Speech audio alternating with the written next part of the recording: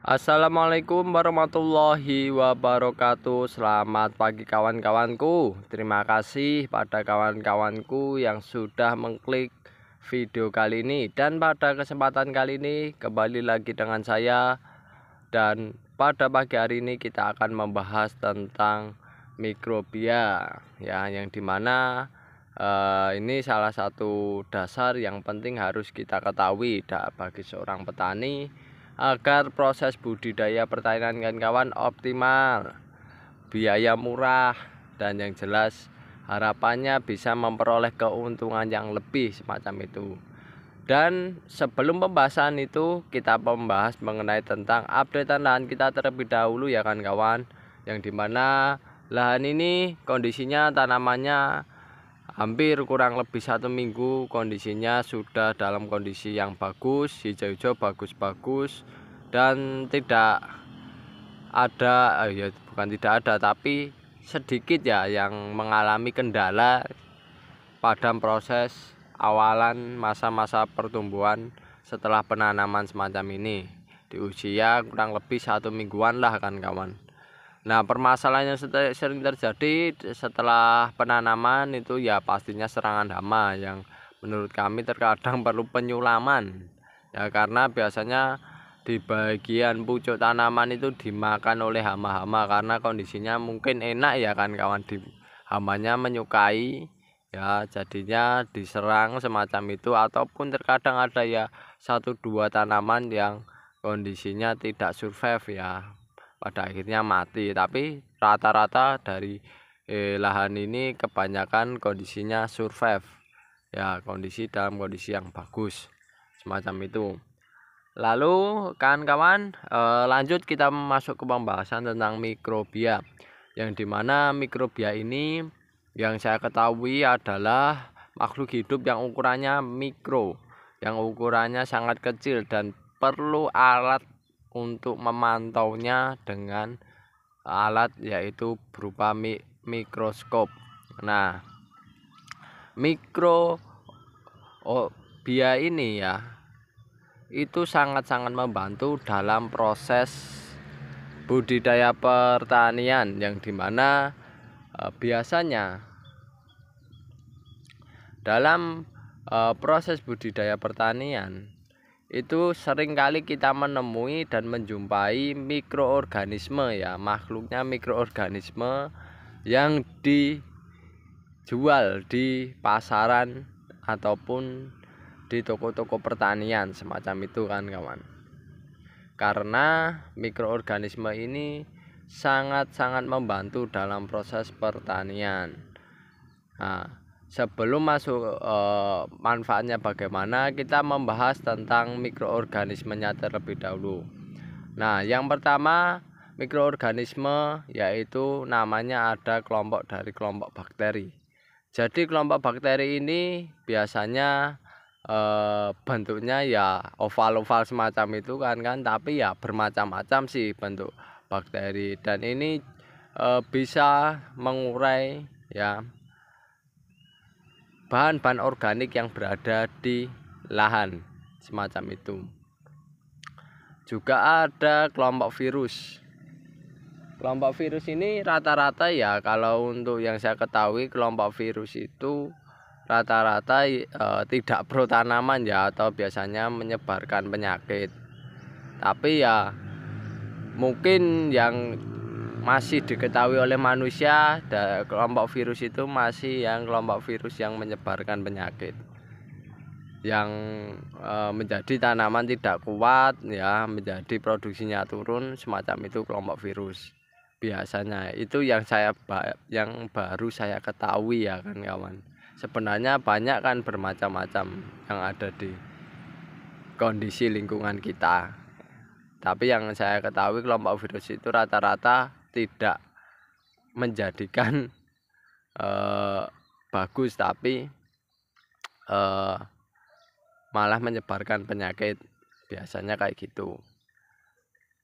Lalu yang ketiga adalah dari kelompok fungi atau biasa kita menyebut dengan mycorrhiza, yang dimana ini semacam jamur ya kan kawan, yang ukurannya mikron ya. Nah, ini biasanya membantu dalam proses budidaya tanaman juga. Jadi rata-rata dalam kita membudidayakan tanaman biasanya kita menggunakan dua kelompok mikroorganisme, yaitu kelompok bakteri dan kelompok mycorrhiza.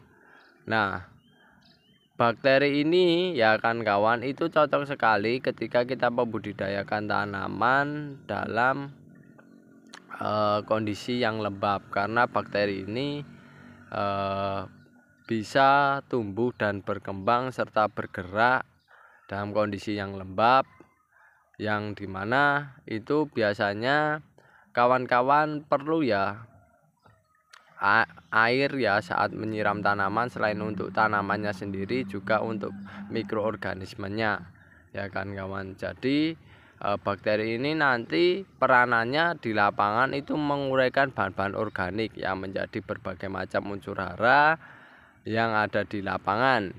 Ya rata-rata ada yang nitrogen, fosfor, ada berbagai macam kan kawan ya. Bahkan terkadang bakteri pun tidak hanya mengenyang kondisi lembab, akan tetapi bakteri juga di situ ada bakteri yang bisa bertahan di kondisi yang panas. Jadi ya bermacam-macam kan kawan kondisinya ya. Jadi kan kawan dalam penggunaan mikroorganisme yang dari kelompok bakteri itu gunakan yang sesuai dengan lingkungan kawan-kawan. Karena dengan yang sesuai lingkungan kawan-kawan biasanya jauh lebih survive, lebih bisa bertahan ya di kondisi tanaman yang ada di tempat kawan-kawan semacam itu. Lalu yang berikutnya yaitu selain bakteri kita juga menggunakan mycorrhiza ya. Kelompok mycorrhiza ini biasanya kelompok yang biasa dapat mengurai ya bahan-bahan organik dari kelompok fosfor serta bisa juga memperoleh air ya kan kawan. Jadi kan kawan dalam membudidayakan tanaman ya biasanya kedua belah pihak itu ada bakteri dan mycorrhiza itu sering kita gunakan. Nah ini manfaatnya ketika kita aplikasikan tanaman, salah satunya dalam proses aplikasi mikroorganisme lokal pada tanaman atau POC ya yang dicampur dengan mikroorganisme itu biasanya akan memberikan dampak yaitu berupa penguraian bahan-bahan organik, yang dimana nanti bahan organik yang berupa pupuk kandang sebagai pupuk dasar itu akan diurai oleh mikroorganisme. Ketika sudah diurai mereka bisa menyediakan unsur hara ya bagi tanaman yang kita budidayakan. Jadi unsur hara yang diperoleh dari bahan organik itu biasanya prosesnya melalui penguraian mikroorganisme semacam itu. Semakin banyak mikroorganisme di lapangan di kondisi lahan budidaya kita itu semakin bagus pula ya, semakin lengkap semakin bagus, karena nanti semakin lengkap biasanya unsur hara yang tersedia di lapangan itu juga semakin lengkap pula kan kawan, semacam itu. Semakin lengkap unsur haranya semakin lengkap mikroorganismenya semakin bagus.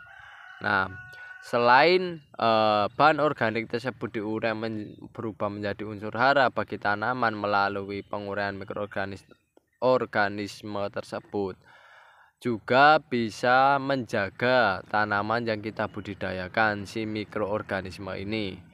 Penjagaannya bisa menjaga dari serangan hama ataupun serangan dari patogen ya, atau mikroorganisme yang tidak pro terhadap tanaman yang kita budidayakan semacam itu.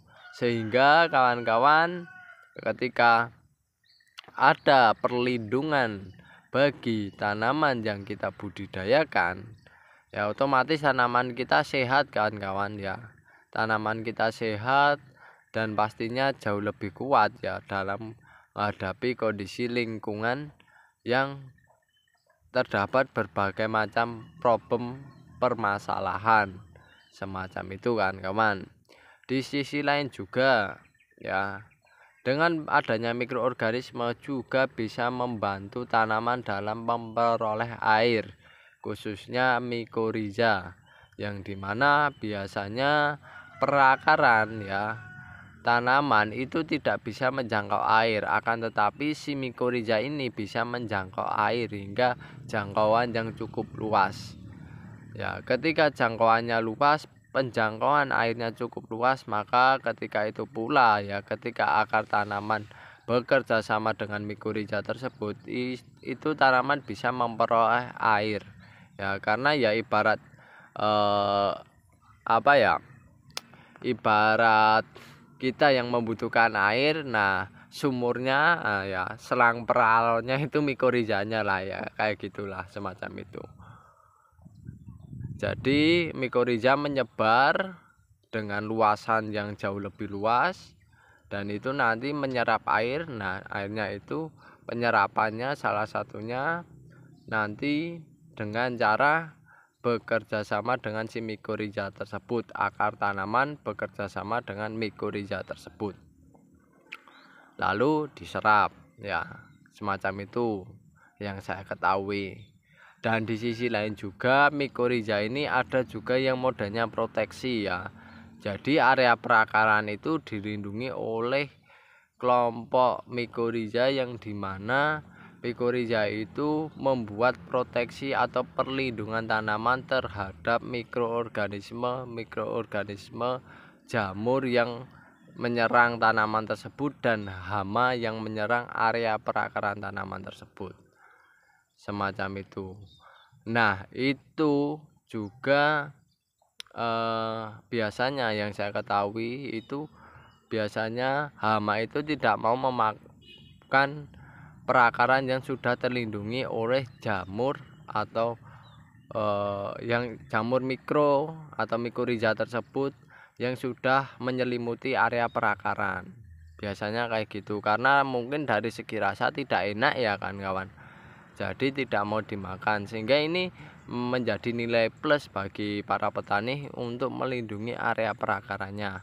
Bahkan ada juga kelompok jamur yang disemprotkan di tanaman yang dimana sporanya itu ketika hama memakan ini kan kawan, memakan daun atau bagian dari tanaman yang dari pangkal ke atas lah ya kan kawan, itu hama tersebut ya jika terkena sporanya biasanya bisa menggerogoti tubuhnya kan kawan, semacam itu. Sehingga ini apa ya, pemanfaatan mikroorganisme itu sangat-sangat perlu dilakukan oleh para petani ya, di Indonesia ya kan, karena ini bisa dibudidayakan, diperbanyak bisa ya kan, dikembangkan juga bisa ya. Jadi apa ya, kita tidak perlu ketergantungan sih ya dengan pabrikan ya, bukannya gimana-gimana, tapi ya kalau kita bisa tidak ketergantungan, otomatis nanti kan biaya produksi bagi para petani semakin rendah, sehingga keuntungan diperoleh semakin bagus ya. Di sisi lain juga hasil dari pertaniannya juga semakin sehat kan kawan, semacam itu. Nah, dan ini pun bisa hidup selamanya ya kan kawan, ketersediaannya pun bisa selamanya. Yang terpenting bahan baku atau makanannya ada lah kan kawan ya bagi mikroorganisme tersebut, dan makanan mikroorganisme tersebut pada intinya bahan-bahan organik itu ya kan, semacam itu bisa tersedia ya, otomatis mereka nanti bisa survive ya. Dan itu biasanya para petani ya terkadang sudah mulai mengaplikasikannya berupa penggunaan mikroorganisme lokal ataupun pupuk organik cair yang dicampuri dengan kelompok bakteri dan lain sebagainya ya kan kawan. Karena memang ya pada intinya utamanya yang sangat membantu adalah mikroorganisme tersebut bisa menyediakan unsur hara bagi tanaman, melindungi bagi tanaman, dan membantu proses teknis dalam menjaga metabolisme dari tanaman tersebut, khususnya adalah penyediaan air tadi kan kawan, semacam itu. Dan masih banyak lagi manfaat yang diperoleh dari mikroorganisme dari kelompok berbagai macam bakteri, jamur yang dimana bisa mengubah kondisi lingkungan menjadi yang dulunya kurang bagus menjadi bagus ya kan kawan, semacam itu. Nah, yang saya maksud dalam pada video sebelumnya yaitu mengenai tentang biologi tanah. Nah, itu kan kawan, salah satunya adalah mikroorganisme yang bisa kita manfaatkan dalam proses budidaya tanaman. Nah, itu perlu dijaga, itu perlu dikembangkan, dan itu perlu dirawat secara baik. Syukur-syukur kondisinya lengkap, jumlahnya banyak, insya Allah tanamannya bisa dibudidayakan tanpa penggunaan pupuk-pupuk yang sifatnya sintetis kan kawan, semacam itu. Karena saya sudah membuktikan dalam pertanian organik pun bisa kawan-kawan ya, dalam membudidayakan cabai bisa, tomat bisa, sayuran bisa, itu hanya menggunakan bahan-bahan yang sifatnya organik kawan-kawan. Itu bisa, sangat-sangat bisa, luar biasa sekali. Dan ini potensinya di Indonesia sangat besar ya kan kawan. Nah, potensinya sangat besar karena apa? Karena di Indonesia bahan bakunya tidak beli ya, bahkan dikasih kan kawan ya.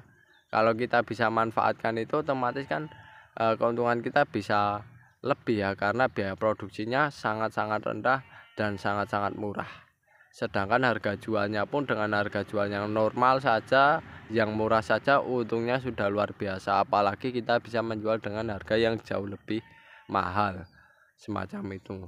Oke kan kawan, itu dulu informasi mengenai tentang mikroorganisme. Semoga bermanfaat bagi kawan-kawan, menambah wawasan, dan yang jelas selalu dukung channel kami, dan jangan lupa tonton video-video yang berikutnya dan sebelumnya agar kawan-kawan bisa menjadi pengetahuan ya, menjadi sharing-sharing tempat kita saling belajar ya, agar hasilnya lebih optimal dan maksimal dalam proses budidayanya.